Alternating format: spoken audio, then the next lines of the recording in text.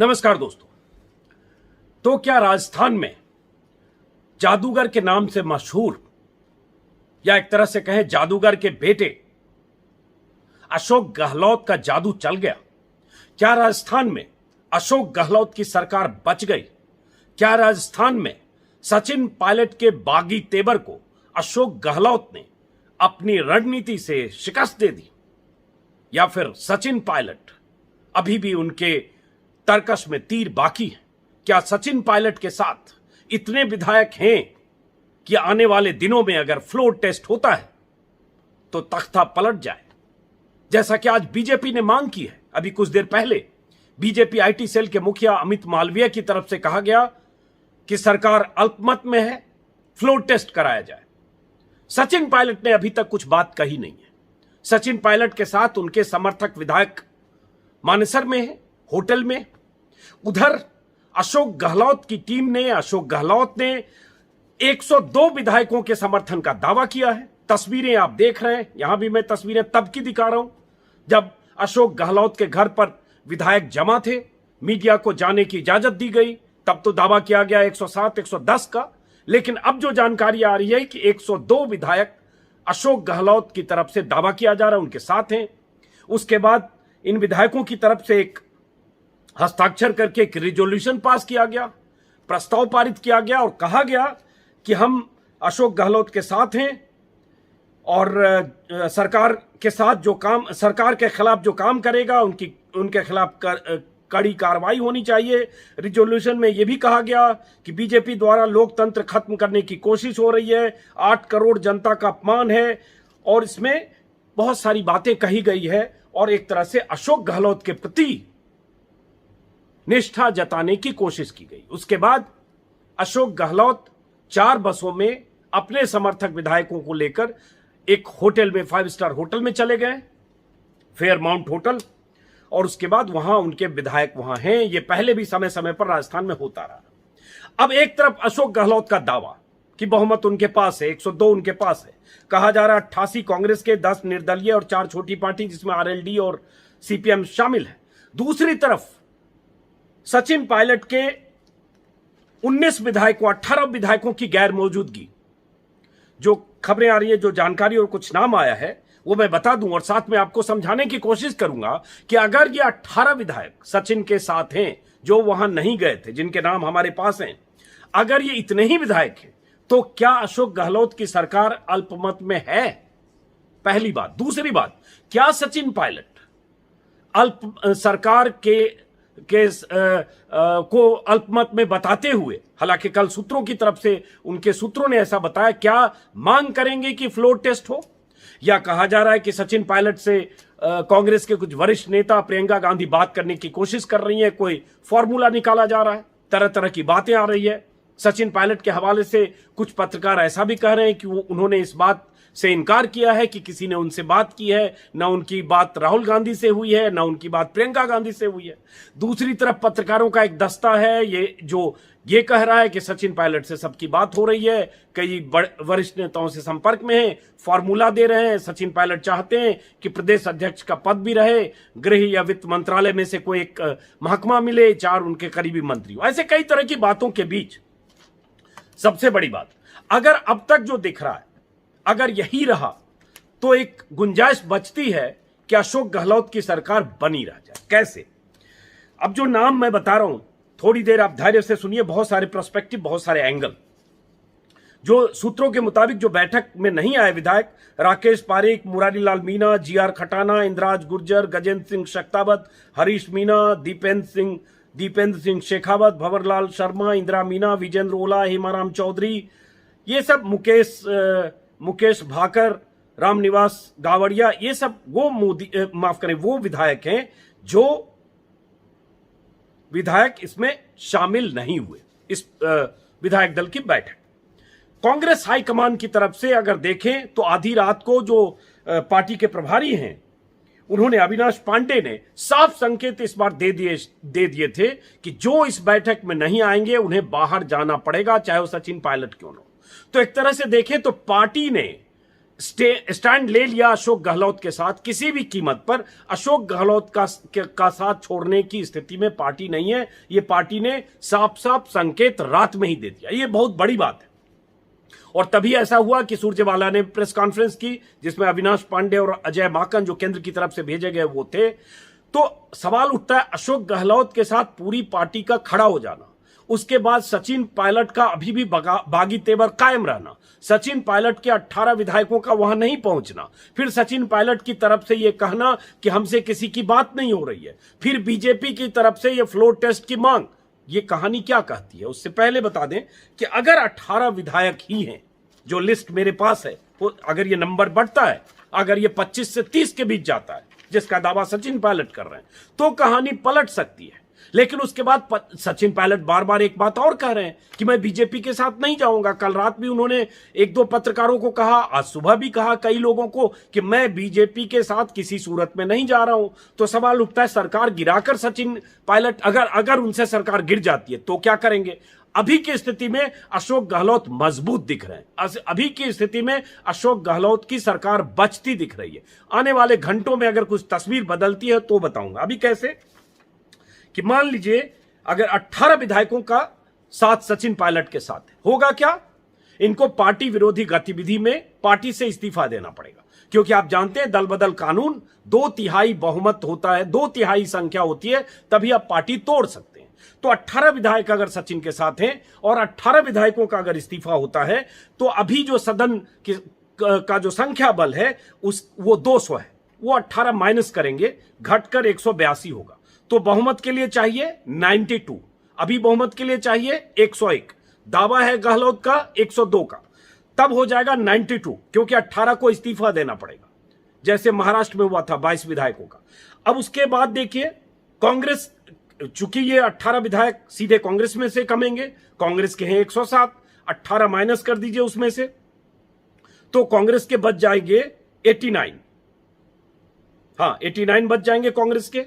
89 अगर कांग्रेस के बच जाते हैं और 92 पर अगर बहुमत है तो कांग्रेस को चाहिए सिर्फ 3।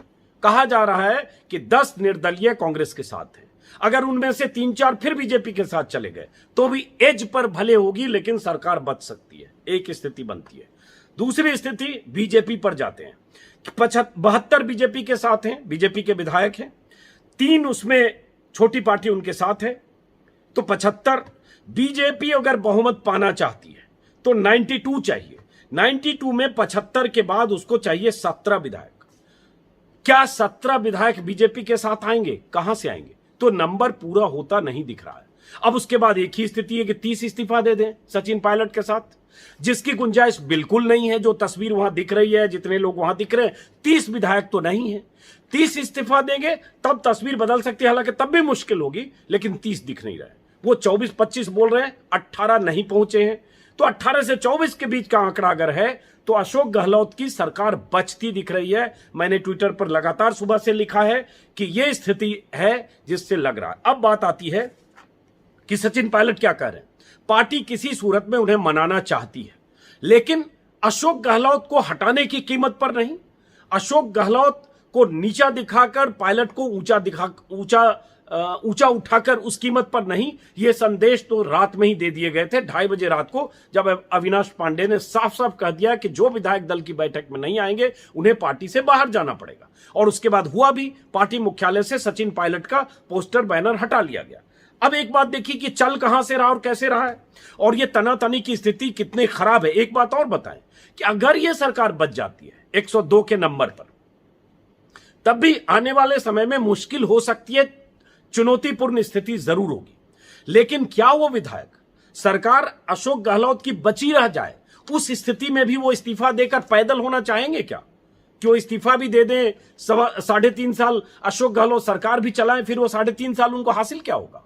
एक बात, सारे सवाल में सारे ऑप्शन आपके सामने विकल्प रखता हूं। सुबह के वीडियो में भी मैंने रखा था। और बीच में कह दूं कि आप में से किसी ने अगर सब्सक्राइब नहीं किया है मेरे चैनल को, अजीत अंजुम के नाम से यूट्यूब पर एकमात्र चैनल है, अजीत अंजुम के नाम से मेरा फेसबुक पेज है, तो आप सब्सक्राइब करें। बहुत सारे फेसबुक पेज पर मेरे इस वीडियो को अपने फेसबुक पेज पर चलाते हैं, वो पेज मेरा नहीं है।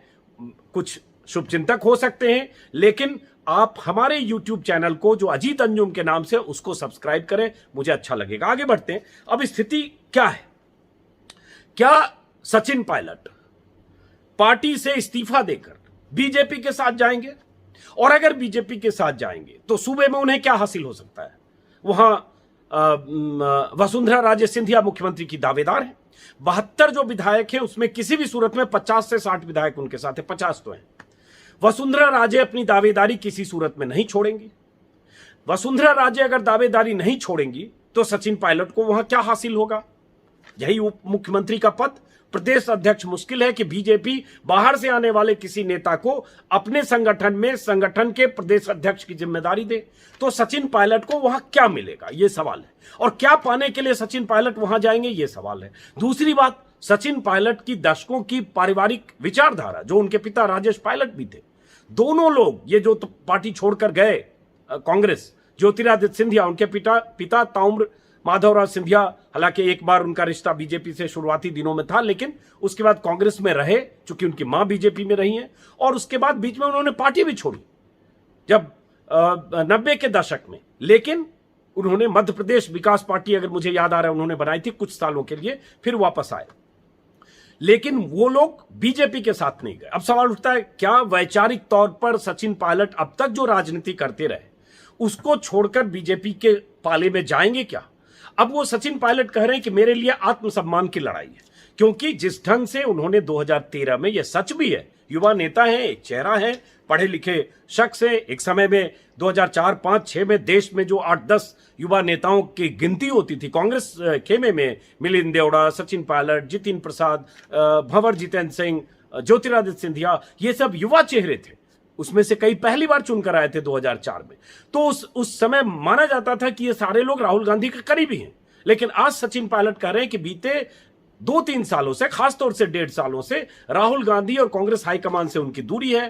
कांग्रेस हाईकमान ने सचिन और अशोक गहलोत में से अशोक गहलोत को चुना है। उस समय भी जब पार्टी प्रदेश अध्यक्ष के तौर पर उन्होंने 5 साल बहुत मेहनत की, इसमें कोई शक नहीं है, लेकिन टिकट बांटने के समय भी अशोक गहलोत से उनकी तनातनी हुई। राहुल गांधी ने बीच में दखल देकर कोई रास्ता निकाला। लेकिन जब पार्टी जीती तो फिर मुख्यमंत्री की दावेदारी के समय भी तनातनी की स्थिति रही। 2-3 दिन तक यह सब चलता रहा। आखिर में वो मानने को तैयार हुए प्रदेश अध्यक्ष पर और उसके बाद डिप्टी सीएम पर। लेकिन उनकी शिकायत रही 1.5 सालों में कि कहने को डिप्टी सीएम है, लेकिन 2-3-4 जो अहम महकमे, हालांकि पीडब्ल्यूडी उनके पास है, लेकिन गृह वित्त जैसे कोई अहम महकमे नहीं है।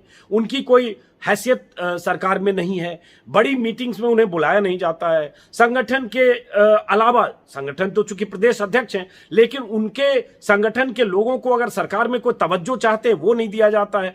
तो वो बार बार आत्मसम्मान की लड़ाई की बात कर रहे हैं। और इसमें विफलता है कांग्रेस हाईकमान की कि एक युवा नेतृत्व जिसमें पोटेंशियल है, जिसमें जिसका चेहरा एक देश में एक बड़े चेहरे के तौर पर, जिसमें गुंजाइश से आने वाले 5-10 सालों में, 42 साल का एक युवा लड़का, उसको आपने डिस्कनेक्ट किया।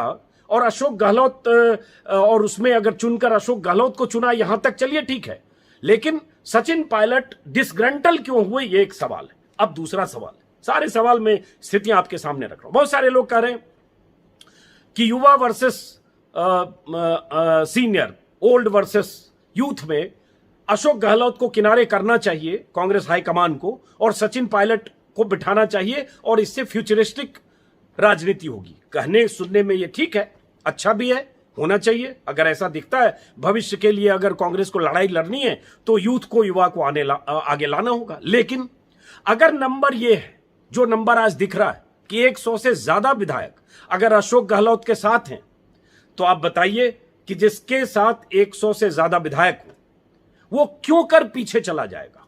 वो क्यों कर पीछे कुर्सी छोड़कर किसी और के लिए कुर्सी छोड़ देगा? ये अशोक गहलोत का पॉइंट ऑफ व्यू, उनके समर्थकों का है, और इस बात में दम भी है। अगर सचिन पायलट का चेहरा इतना करिश्माई है, संगठन के 5 साल से प्रदेश अध्यक्ष हैं, संगठन में उनकी पकड़ है, तो 18 विधायक क्यों हैं? वो भी अभी सामने नहीं आए, हो सकता है आए। उनके पास 40, 50, 30 विधायक होने चाहिए। तो यहां सवाल उठता है कि अगर विधायकों की संख्या बल पर 100 विधायक या उससे एक दो कम ज्यादा अशोक गहलोत के साथ हैं, उनका एक लंबा राजनीतिक इतिहास है, 3 बार सीएम रहे, तो उनके लोग, उनका कहना है वो क्यों पीछे हट जाए।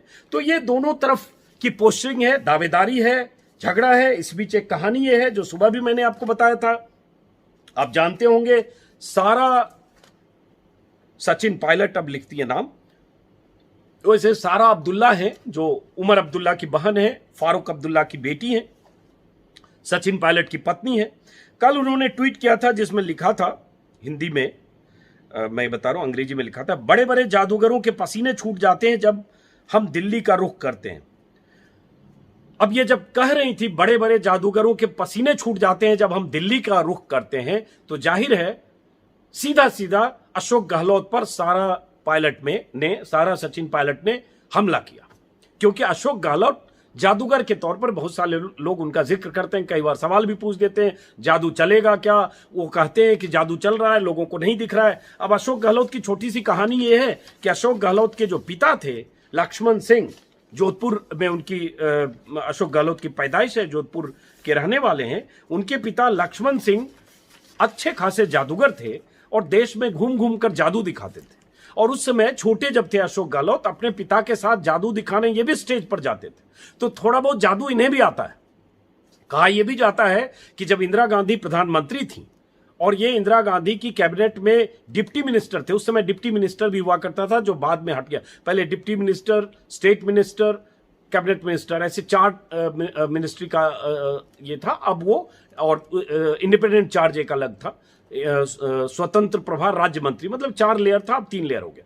उस समय डिप्टी मिनिस्टर थे। कहा यह भी जाता है कि अशोक गहलोत जब छोटे थे, राहुल और प्रियंका, उन्हें भी कुछ कुछ जादू दिखाया करते थे और इसलिए जादूगर उनको लोग कहते हैं और वो इंजॉय करते हैं उस जादूगर कहने को। तो सवाल उठता है क्या अशोक गहलोत का जादू चल गया? अभी का नंबर देखें तो ऐसा लग रहा है हमला सीधा है अशोक गहलोत वर्सेस आर पार की लड़ाई। सुबह के अखबार में भी मैंने कहा था, लेकिन इस आर पार की लड़ाई में कांग्रेस हाईकमान का स्टैंड बड़ा क्लियर है अशोक गहलोत के साथ। अब सारे सवाल इसके इर्द गिर्द हैं कि क्या फ्लोर टेस्ट होगा, जिसकी मांग बीजेपी कर रही है। फ्लोर टेस्ट कब होगा? तभी हो सकता है जब सचिन पायलट सामने आए और आकर अपने समर्थक विधायकों की लिस्ट जारी करें कि ये हमारे पास 18, 20, 24, 25 जो भी उनका दावा है, ये हमारे साथ विधायक हैं। और उसके बाद राज्यपाल, स्पीकर चाहे तो, या राज्यपाल निर्देश दे सकते हैं स्पीकर को कि फ्लोर टेस्ट कराया जाए। स्पीकर तो चूंकि अशोक गहलोत के साथ होंगे। अब एक बात कही जा रही है कि अशोक गहलोत के सारे विधायक होटल में चूंकि जमा है फेयरमाउंट में, यह हो सकता है कि अशोक गहलोत अपनी पहल पे विधायकों की परेड पहले ही करा दें राजभवन में कि ये देखिए हमारे साथ 102 विधायक हैं। वो विधायकों की परेड का बहुत देश में इतिहास रहा है। बिहार में भी आपने देखा था जब नीतीश कुमार की सरकार गई थी या लालू से रिश्ता टूटा था। हो सकता है आप तस्वीर देखें कि 102 विधायक जा रहे हो राज्यपाल के पास कि ये यहां जब सांसदों की बात होती है तो राष्ट्रपति भवन जाते हैं। तो लेकिन ये होगा तब जब सचिन पायलट कहें कि उनके साथ कितने विधायक। लेकिन अब यह कहा जा रहा है कि सचिन पायलट के साथ जो विधायक हैं उनसे भी संपर्क करने की कोशिश हो रही है, उनको भी मनाने की कोशिश हो रही है। एक खबर यह भी आई सुबह कि सचिन पायलट के करीबी 4 विधायक वो भी इस मीटिंग में आए थे। अब एक बात आती है, बीजेपी ने क्या किया? बीजेपी सीधे दृश्य में न हो, बेगानी शादी में अब्दुल्ला दीवाना की भूमिका जरूर हो, लेकिन बीजेपी या केंद्र की सरकार ने जिस ढंग से आज ही अशोक गहलोत के करीबी 2 लोगों की कंपनी के अलग अलग दफ्तरों में छापे मरवाए, वो बड़ा दिलचस्प और सनसनीखेज है। और इसको अगर कोई कहे कि टाइमिंग ये इस बात का सबूत है कि केंद्र के इशारे पर इन एजेंसियों ने काम किया या इनकम टैक्स ने छापा मारा, तो इसको खंडन नहीं किया जा सकता है। ऐसी क्या वजह थी कि आज 10:30 बजे 11 बजे कांग्रेस विधायक दल की बैठक हो और ठीक उसके पहले जो उनके सबसे करीबी हैं, जो राजीव अरोड़ा नाम है, ज्वेलर्स कंपनी है उनके, आम्रपाली ज्वेलर्स, और प्रदेश में उपाध्यक्ष हैं, वाइस प्रेसिडेंट हैं कांग्रेस के, उनके घर पर, और एक कांग्रेस नेता धर्मेंद्र राठौर, इनके यहां इनकम टैक्स पे के छापे पड़े। और दिलचस्प बात यह, छापे राजस्थान, दिल्ली और महाराष्ट्र में भी पड़े। इनके 18, 20, 22 जो दफ्तर हैं। कहा जाता है चुनाव प्रबंधन और फंडिंग और जो इस तरह के काम होते हैं, आर्थिक बहुत तरह के काम होते हैं, सरकार बचाने, गिराने, चुनाव लड़ाने, कैंडिडेट मैनेज करने, बहुत सारे हर पार्टी में ऐसे ऐसे लोग हैं करते हैं ये काम, उनके ये दोनों करीबी करते हैं। ये भी कहा गया कि ईडी ने जयपुर के पास फेयरमाउंट होटल, वही होटल जहां ये सारे विधायक हैं, वो होटल, उस होटल पर भी छापा मारा था, जो वैभव गहलोत, जो इनके बेटे हैं अशोक गहलोत के, इनके वैभव गहलोत के टिकट का भी विरोध किया था सचिन पायलट ने, उनके करीबी का होटल है, वहां भी छापा मारा। जाहिर है केंद्र की तरफ से जो एजेंसियां हैं दबाव बनाने की कोशिश कर रही थी, या कुछ ऐसी चीज मिल जाए, कमलनाथ के समय भी कई बार छापे पड़े, या ऐसी चीज मिल जाए, या डर जाए, या क्या कहीं पैसा रखा हुआ विधायकों को खरीदने के लिए करोड़ों रुपए रखे हैं, क्या है, जो भी मकसद है। लेकिन इस टाइमिंग पर 1000 सवाल है, क्योंकि आज अचानक छापा तब मारना जब विधायक दल की बैठक हो रही है और सुबह से तैयारी हो गई। भाई अगर वो गड़बड़ी कर रहे हैं, ज्वेलर के धंधे में गड़बड़ी कर रहे हैं, आप छापा मारिए, उनके सारी संपत्ति सील करिए, लेकिन आज तो ये सवाल तो उठता है। ये कोई भी आदमी जो अज्ञानी आदमी होगा वो भी समझेगा कि इसका कोई मकसद है।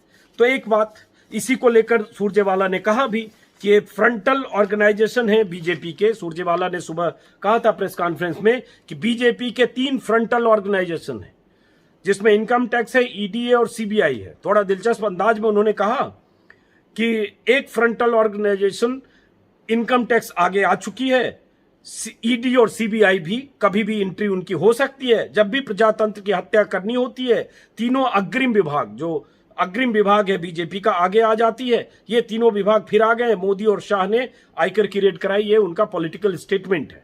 मैं उस पर नहीं जा रहा हूं, मैं सिर्फ टाइमिंग पर सवाल खड़े कर रहा हूं। लेकिन इसमें कोई शक नहीं है, सचिन पायलट अगर चले जाते हैं पार्टी से, अपनी पार्टी बनाते हैं या कुछ भी करते हैं, अशोक गहलोत की सरकार बच भी जाती है, सारी स्थितियों पर बात कर लेते हैं, और सचिन पायलट के बिना बचती है, तो भी कांग्रेस का बहुत बड़ा नुकसान है।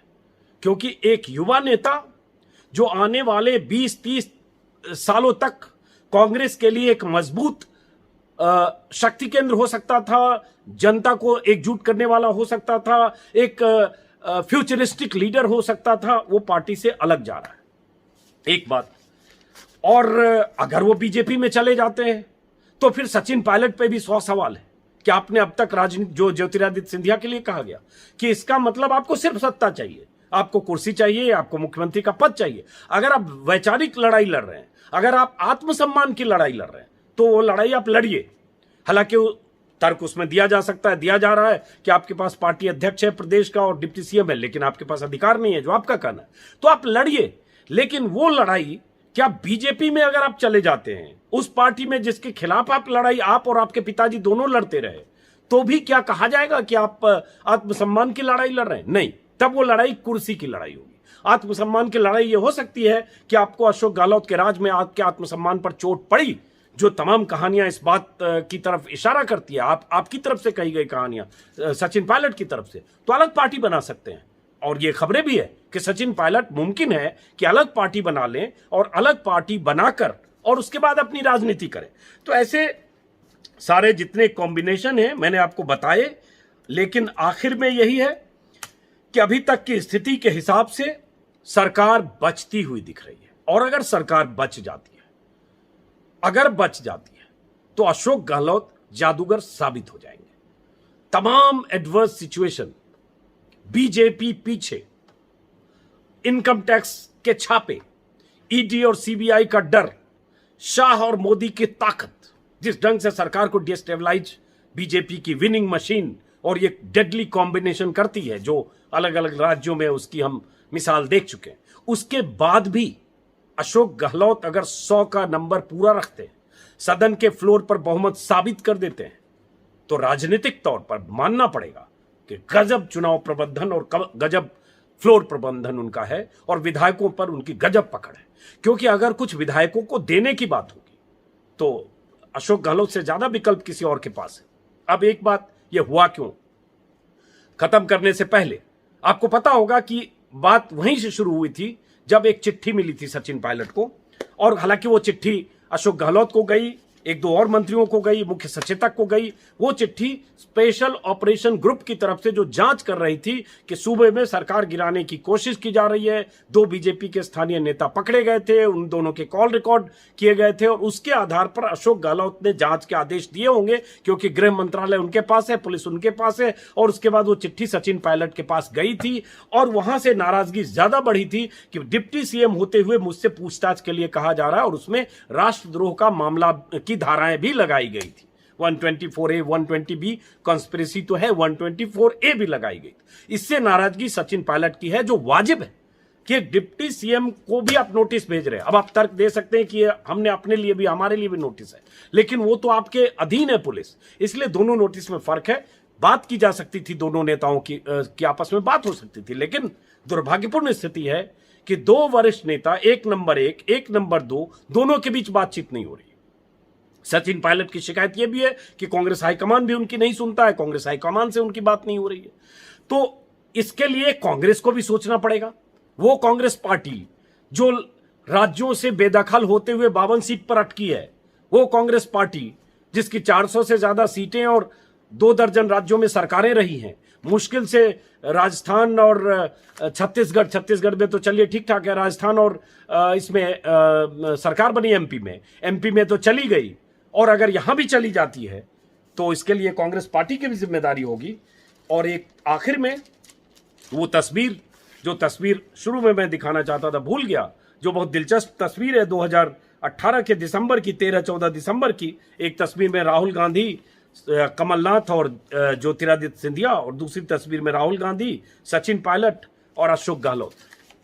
तो एक तस्वीर के 3 बिखर चुके मतलब राहुल गांधी, कमलनाथ हैं, मतलब एक जो उनके एक तरफ है ज्योतिरादित्य, वो बीजेपी में जा चुके हैं। दूसरी तस्वीर में जो कॉम्बिनेशन है, मतलब स्टेट के हिसाब से नंबर 1 नंबर 2, उस कॉम्बिनेशन का क्या होगा, इस पर सवाल है और इसके बारे में सबकी दिलचस्पी है।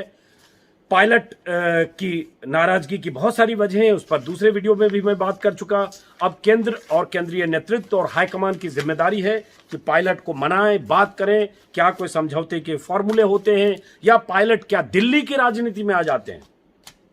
क्या ऐसी कोई बात हो रही है? जो एक पत्रकार है एबीपी न्यूज के आदेश रावल, उन्होंने लिखा है कि ऐसा हो सकता है कि पायलट दिल्ली में महासचिव या कार्यकारी अध्यक्ष बन जाएं, उनके कोई आदमी वहां, उनके शख्स कोई प्रदेश अध्यक्ष बन जाएं, 4 मंत्री बन जाएं, इस पे भी बात हो रही है। तो तमाम तरह के क्यासबाजियां हैं। कल तो ये भी कह दिया गया था, एबीपी के एक रिपोर्टर ने यह भी लिख दिया कि आज जेपी नड्डा और मोदी से मुलाकात होगी सचिन पायलट की और बीजेपी में जाने का ऐलान होगा, जिसका खंडन रात में सूत्रों के हवाले से सचिन पायलट नहीं करवाया। तो ऐसी तमाम तरह की खबरें, कहानियां मीडिया में लगातार है। नतीजा अभी यही दिख रहा है कि अशोक गहलोत अभी सचिन पायलट की तुलना में ऊपर दिख रहे हैं। सचिन पायलट के बागी तेवर बरकरार हैं, लेकिन अभी सचिन पायलट सरकार को गिरा पाए ऐसी स्थिति अभी तक नहीं दिखी नंबर के लिहाज से। आने वाले समय में इसमें राजनीति में हर वक्त, हर मिनट कुछ न कुछ बदलता है, खेल होता है, क्योंकि इसके पीछे सिर्फ सचिन पायलट नहीं और ताकतें होगी। उन ताकतों का क्या रोल होता है उसके हिसाब से देखेंगे। फिलहाल इस वीडियो को खत्म करते हैं ये कहते हुए कि अगर आप में से किसी ने सब्सक्राइब नहीं किया है तो सब्सक्राइब करेंगे, मुझे अच्छा लगेगा। और जो बातें सुबह के अखबारों के विश्लेषण के साथ मैंने कही थी, अभी तक उसी दिशा में यह खबर जा रही है। आगे खबर बदलेगी तो फिर मैं वापस आपके सामने लौटूंगा। नमस्कार।